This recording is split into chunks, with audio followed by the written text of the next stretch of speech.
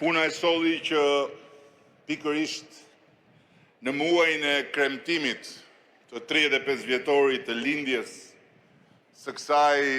familje për Shqipërinë, një masë e madhe njerëzish të dilte vrrullshëm mbi sipërfaqen e kanaleve të internetit dhe një bashkësi përfaqësuese e saj të merrte në zotrim çdo mbrëmje bulevardin e Tiranës. Protesta nisi me zemërimin e drejtë për një akt dhune dhe me kërkesën e padrejtë për anullimin e një investimi madhor që do të ndikojë ndjeshëm parametrat ekonomik dhe social të Shqipërisë, duke futur të paktën 4 miliard euro në një ekonomi me një volum të përgjithshëm prej 27 miliard eurosh. Vetëm ky investim është më shumë se 1/7 e prodhimit të përgjithshëm të vendit tonë dhe është 2 herë e gjysmë më shumë se sa i gjithë stoku i investimeve tuaja në Shqipëri vitin e shkuar.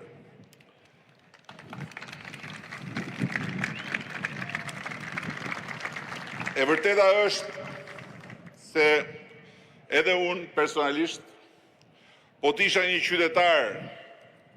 që informohet nga rrjetet sociale, duke dëgjuar dhe parë turlilojet e gjysmë të vërtetave të fryra çdo minutë në vorbullat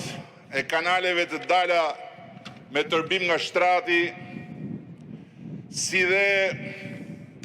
lloj-lloj videosh dhe fotosh të sajuara për të ushqyer zemërimin, pelikan të ngordhur,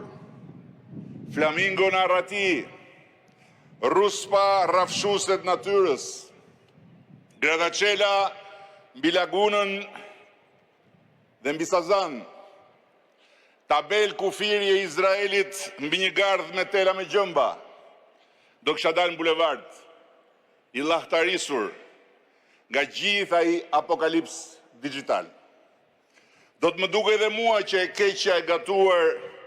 pas shpinës të popullit ishte aq e tmerrshme sa befas krejt bota u zgjua si nga një ankth dhe u bashkua kanal më kanal, ekran me ekran, kontinent më kontinent, për të shpëtuar atë dheun tim të vogël